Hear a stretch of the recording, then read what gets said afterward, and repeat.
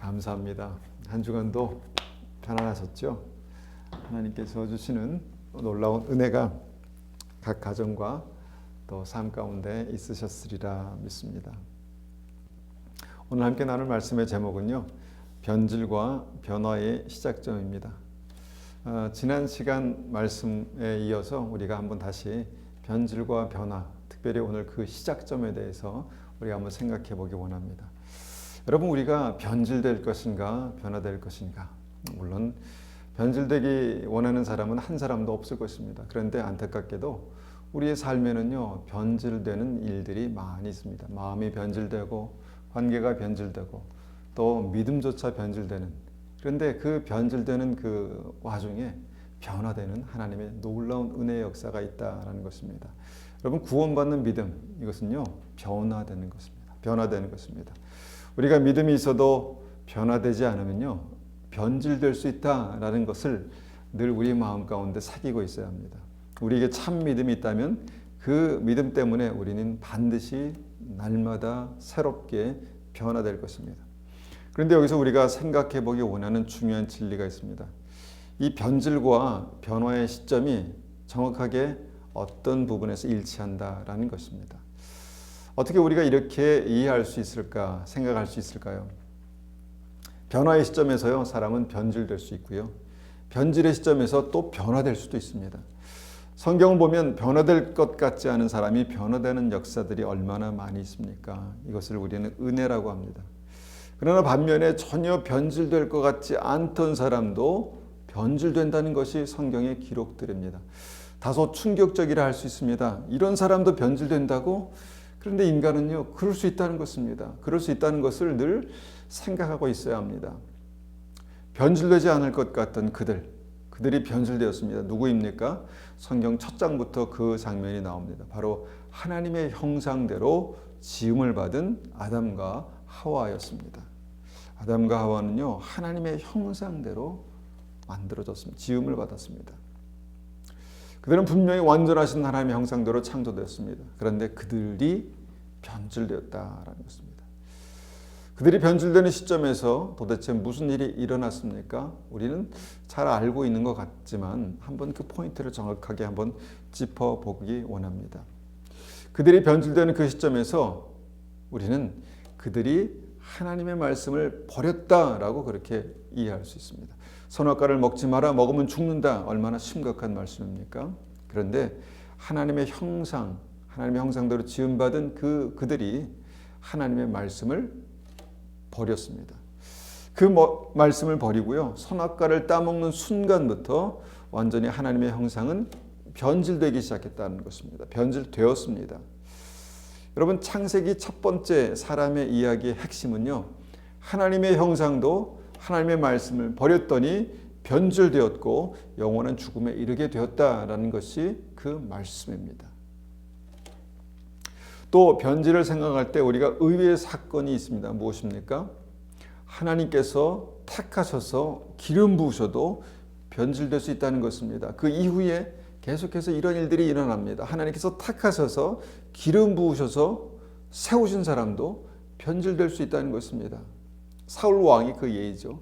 사무엘상 10장 1절 말씀 보겠습니다. 사무엘상 10장 1절입니다.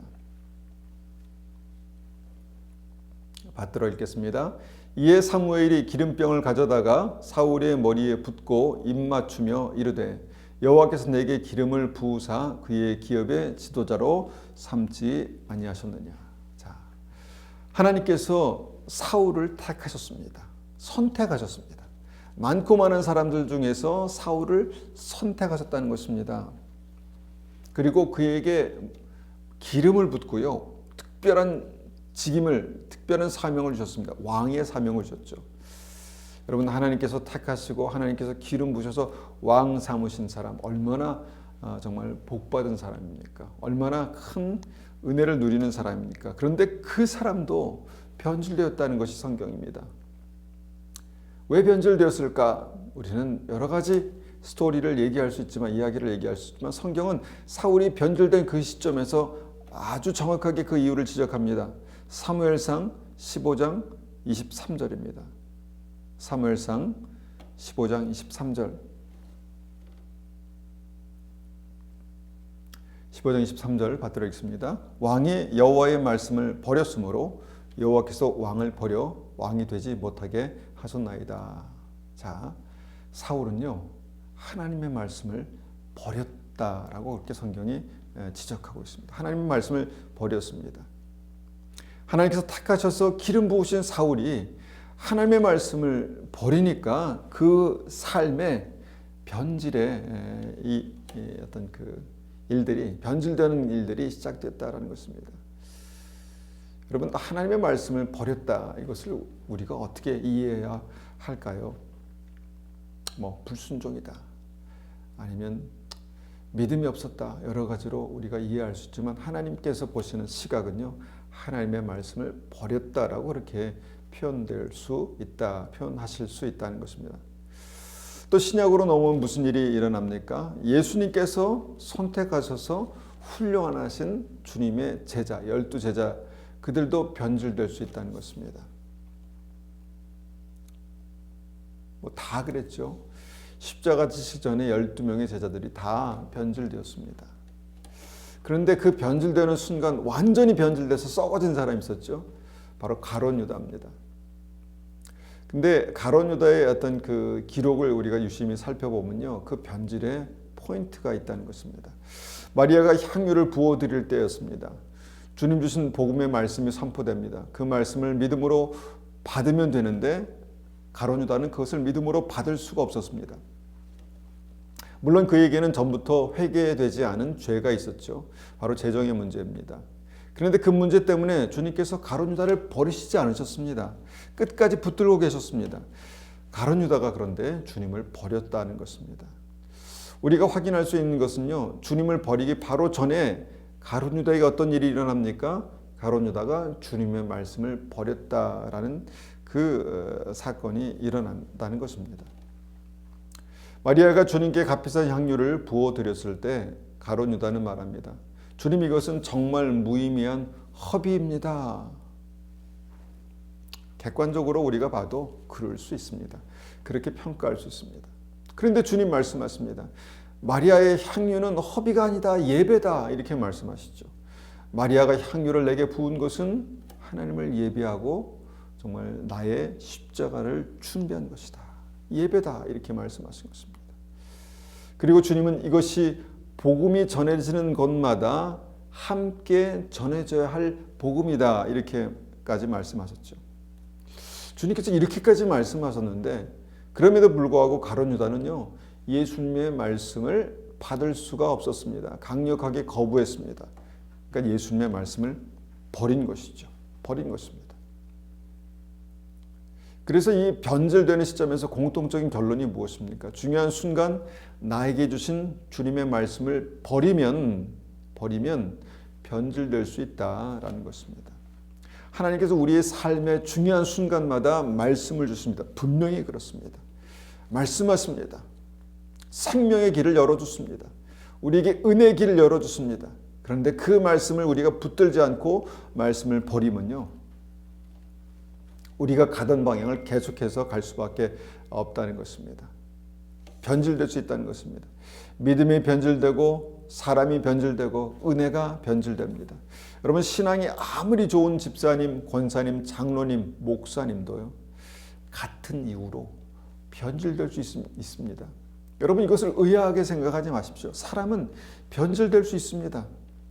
그래서 무엇입니까? 결론은 나도 말씀을 버리면, 말씀을 거부하면 변질될 수 있다는 것을 늘 생각하고 있어야 한다는 것입니다. 그런데요, 바로 이 중요한 시점에서요, 말씀을 버리지 않고 붙들면 어떻게 될까요? 붙들면 어떻게 될까요?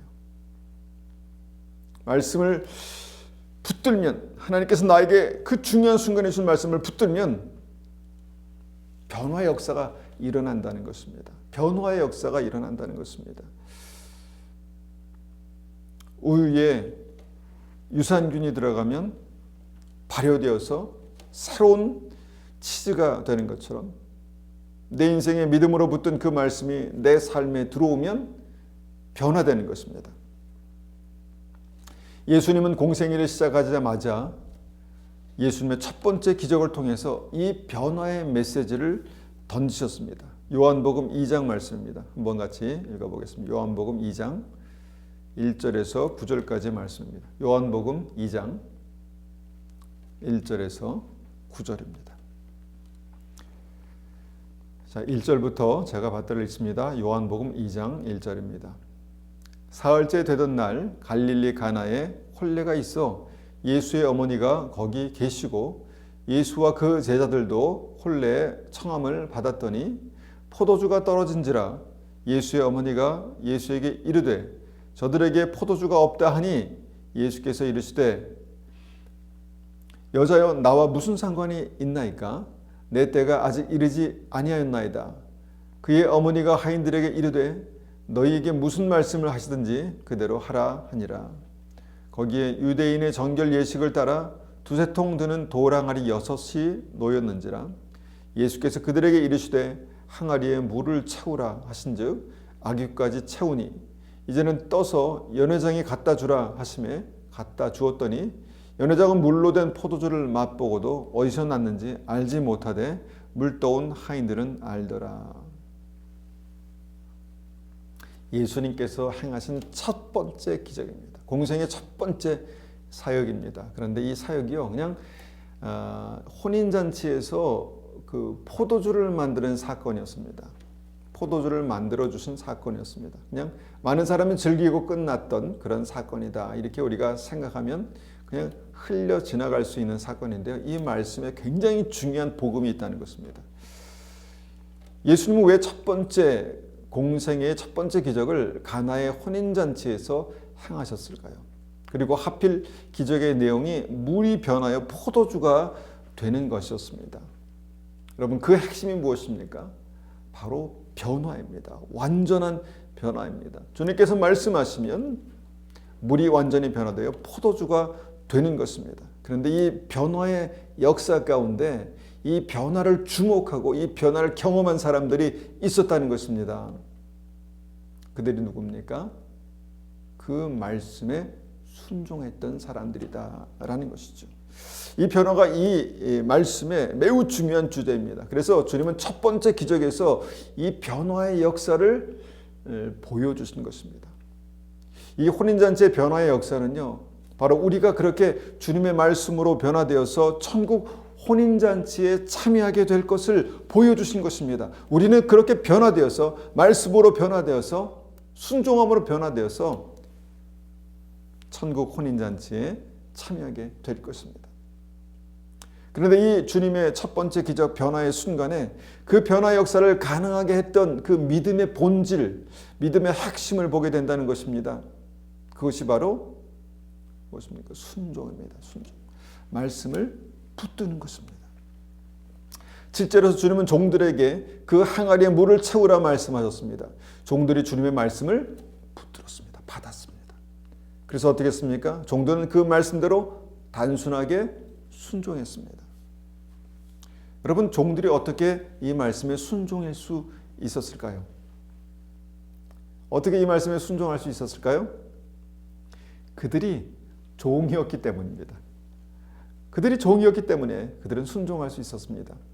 만약 그들이 종이 아니었다면 당신이 뭔데 나에게 물을 채우라 마라 하느냐, 뭐하러 쓸데없이 물을 채우라고 하느냐, 뭐 이렇게 말했겠죠. 뭐 하려고, 뭐 때문에 이해가 되지 않으면 아마 채우지 않았을 것입니다. 만약 주님께서 내가 이것을 가지고 포도주를 만들려 한다 그러면 사람들은 웃었을 것입니다. 어떤 사람은 나 지금 바쁘니까 딴 데 가서 알아보라고 이렇게 얘기했겠죠. 그런데 주님은 종들에게 말씀하셨습니다. 종들에게. 그런데 그 종들은 종이었기 때문에 주님의 말씀에 순종해서 항아리의 물을 채웠습니다. 왜 채워야 합니까? 무엇 때문에 채워야 합니까? 어떻게 이것이 정말 잔치에 소용이 될 수 있습니까? 뭐 그런 여러 가지 이유로 주님께 따져 묻지 않았습니다. 여러분, 단순한 순종, 이것이 여러분 복잡하고 어려운 일입니까? 그렇지 않습니다. 내 생각이 복잡한 거지 주님의 말씀은 단순합니다. 그래서 성경은요, 믿음의 사람들을 하나님의 종이라고 부르는 것입니다. 그냥 목사, 선교사만 하나님의 종이 아니라 주님의 말씀에 100% 순종할 수 있는, 믿음으로 붙들고 순종할 수 있는 사람들이 하나님의 종이다라는 것입니다. 여러분, 말씀하시면 순종하는 게 믿음 아니겠습니까? 또 주님께서 그 종들에게 말씀하십니다. 8절입니다. 이제는 떠서 연회장에 갖다 주라. 이게 또 무슨 말씀인가? 내가 분명히 아까 물을 채웠는데 물을 갖다 주란 말인가? 뭐 이런 여러 가지 생각을 할 수 있겠죠. 그런데 종들은 단순히 순종했습니다. 떠다 갖다 주라고 하시니까 떠다 갖다 주었습니다. 그들은 종이었기 때문에 순종했습니다. 그랬더니 어떤 일이 일어났습니까? 변화의 역사가 일어났다는 것입니다. 물이 변하여 포도주가 되었다는 것입니다. 그래서 변화의 핵심은요, 내게 주신 말씀을 붙들고 순종하는 것이다. 주님께서 이 기적을 통해서 말씀하고 있는 것입니다. 주신 말씀에 순종하니까 정말 있을 수 없는 변화, 기적과 같은 변화가 일어났다는 것입니다. 여러분, 이 변화로 인해서 천국 혼인잔치가 완성된다는 것을 여러분 기억하시기 바랍니다.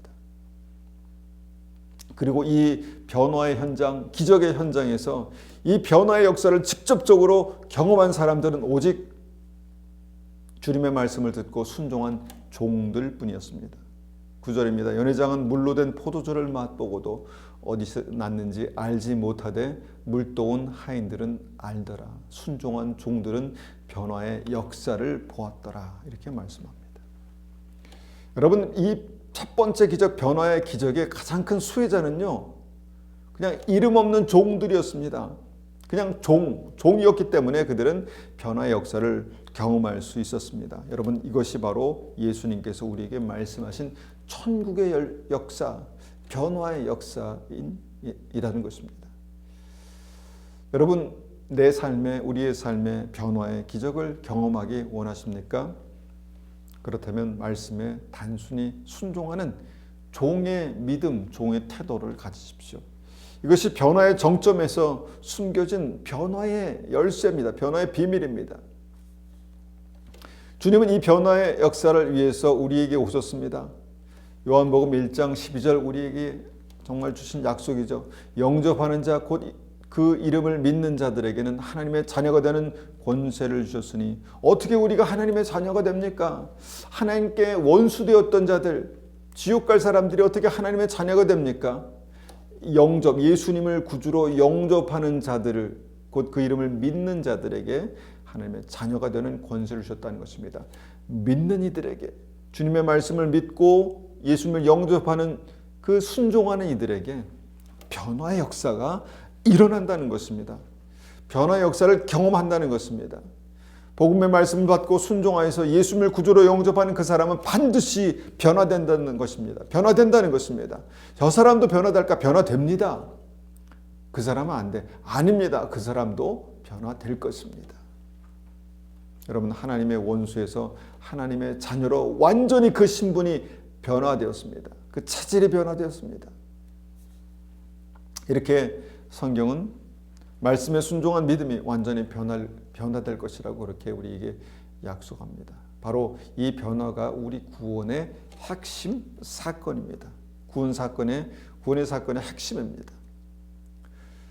제가 말씀을 한번 받들어 읽어보겠습니다. 고린도후서 3장 18절에 이렇게 말씀합니다. 고린도후서 3장 18절 우리가 다 수건을 벗은 얼굴로 거울을 보는 것 같이 주의 영광을 보매 그와 같은 형상으로 변화하여 영광에서 영광에 이르니 곧 주의 영으로 말미암음이니라.